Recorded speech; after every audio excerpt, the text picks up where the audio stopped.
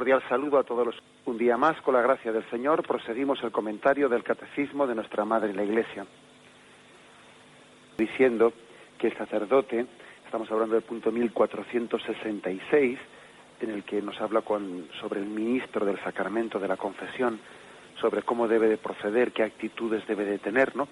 Y dice, el confesor debe de amar la verdad, ser fiel al magisterio de la Iglesia y conducir al penitente con paciencia hacia la curación y su plena madurez.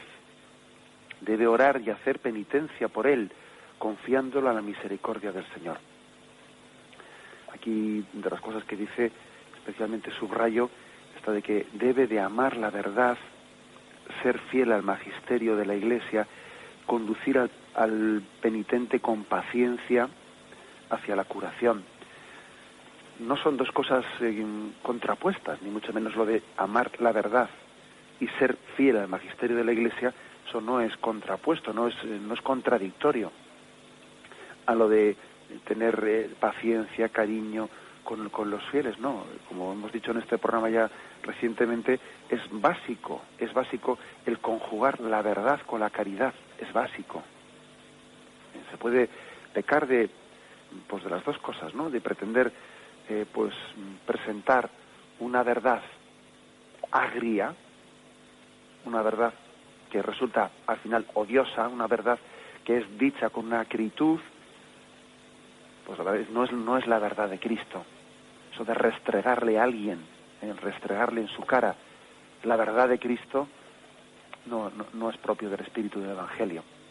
Sin embargo, también es una equivocación el que en nombre de la caridad y en nombre de la acogida de Cristo, pues ocultemos la verdad y no le digamos a alguien, como el Señor le dijo a aquella mujer.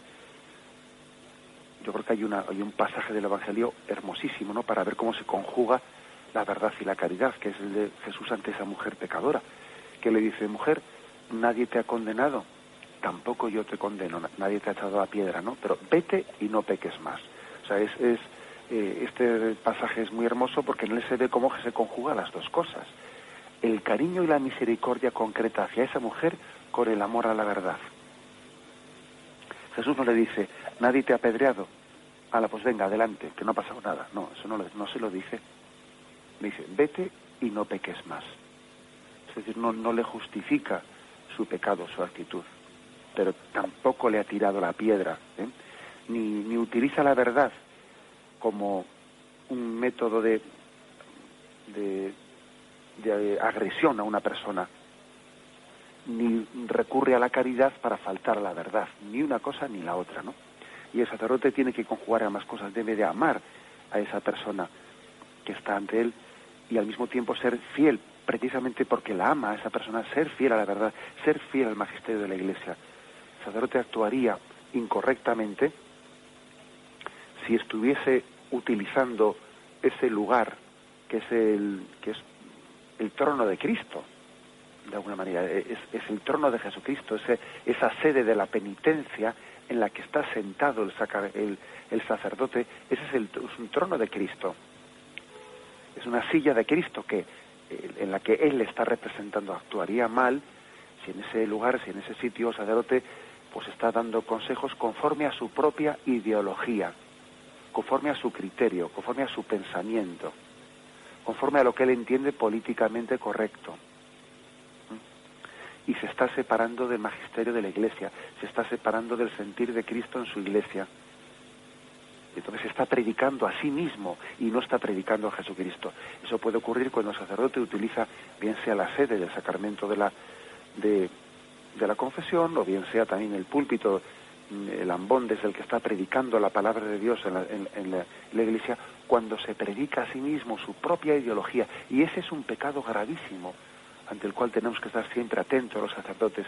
No predicarme, sino predicarle a él, no predicarme a mí mismo. Y pedir, es mucho mejor que un sacerdote deje de predicar, que se calle, que no que predique las ideologías de este mundo. Fijaros bien, llegado un momento determinado, sería mejor que un sacerdote pidiese la secularización, sería menos grave que el que estuviese sencillamente utilizando ese lugar privilegiado que el Señor le ha dado, pues no descalzo, como decíamos antes, no una actitud descalzada y humilde, sino predicando su propia ideología. Es por lo tanto importante, ¿no?, ese aspecto que se dice aquí. Dice otra cosa que es conmovedora, que el sacerdote debe de orar y hacer penitencia por el que se ha confesado, encomendándole no a la misericordia de Dios. El sacerdote no termina su labor de ser ministro de la reconciliación en el momento en que le da la absolución y le dice: vete en paz, tus pecados han sido perdonados. No termina ahí. Tiene que orar por esa persona, tiene que hacer penitencia por esa persona. Pues porque, dice la Sagrada Escritura, cargamos unos con el peso de los otros.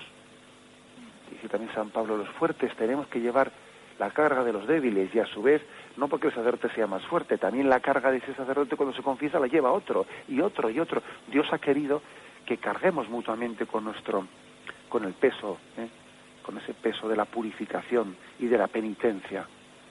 No somos francotiradores, no vamos por libre en nuestro camino hacia Dios. El sacerdote reza y se sacrifica y hace penitencia por las personas a las que confiesa. Qué misterio es ese tan impresionante, ¿no? Creo que es un momento en el que tenemos que evocar, tenemos que hacer memoria de muchos santos confesores. Especialmente hay uno, ¿no?, que es patrono del clero, que es San Juan María Vianney, conocido popularmente como el Santo Cura de Ars. El Santo Cura de Ars, un sacerdote que, como sabéis, pues tenía aparentemente pocas luces intelectuales. Le aprobaron así en una especie de amnistía de esas que a veces se hacen en los seminarios para que los que no tienen muchas luces también, pues puedan pasar. No parecía que estaba capacitado para aprender el latín de sus tiempos, y sin embargo Dios, por su humildad le hizo un maestro de almas, ¿no? Y llegó a tener en su pueblo, allá por 1845, hasta 300, 400 visitantes diarios. Fijaros lo que supone tener esos confesores, visitantes, digo, penitentes, que iban a confesarse con él, ¿no? Fijaros lo que supone tener 300 o 400 confesiones, aparte de las que podéis saber del pueblo, que era un pueblo pequeño. 300 o 400 confesiones diarias, que él confesaba noche y día, interrumpiendo esa labor con muy pocas horas, poquísimas horas, para alimentarse brevemente y tener su oración, predicar la catequesis. El Santo Cura de Ars es patrono de todos los sacerdotes, especialmente en ese ministerio de la reconciliación. También hay otro santo que es San Leopoldo Mandic, canonizado por Juan Pablo II en 1983.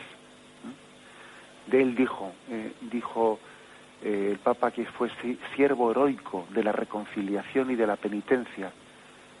San Leopoldo, dice Juan Pablo II, no dejó obras literarias ni teológicas, no deslumbró por su cultura ni fundó obras sociales.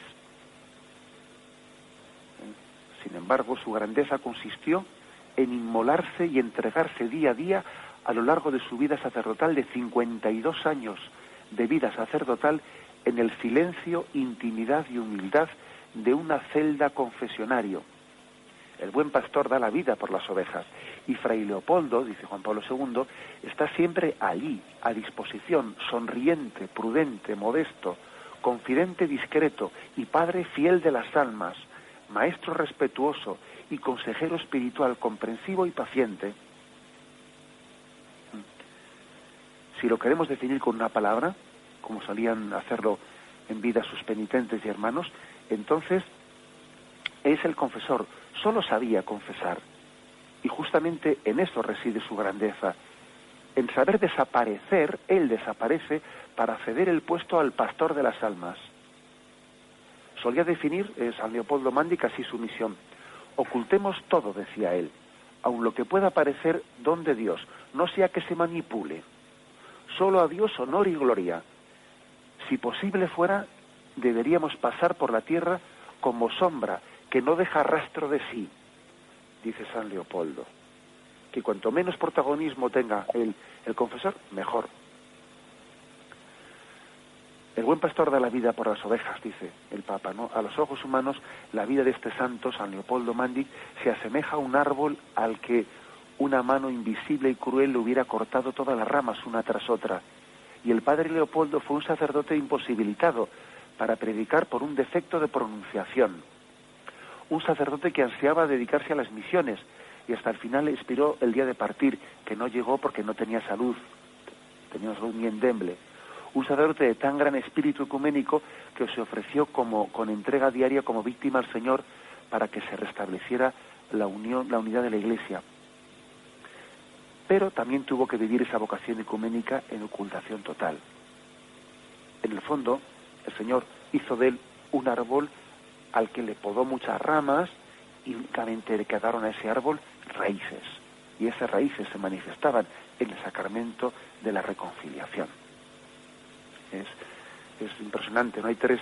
Yo creo que hay tres, bueno, muchos habrá, ¿no? Y seguro que yo desconozco muchas páginas gloriosas de la Iglesia Católica, pero San Juan María Vianney, el cura de Ars, San Leopoldo Mandic, que acabo ahora mismo de presentaros, ¿no? Para los que no lo conocieseis, y el Padre Pío, ¿no? San Pío de Pietrelcina, han sido tres santos del confesionario, ¿no? Tres santos cuyo ministerio se ha ejercitado pues al 95%, ¿no? de su vida en el confesionario, y han hecho obras grandes y han escrito páginas gloriosas en esa intimidad del encuentro del hombre, del alma con Dios. Nos despedimos con la bendición de Dios Todopoderoso, Padre, Hijo y Espíritu Santo, descienda sobre vosotros. Alabado sea Jesucristo.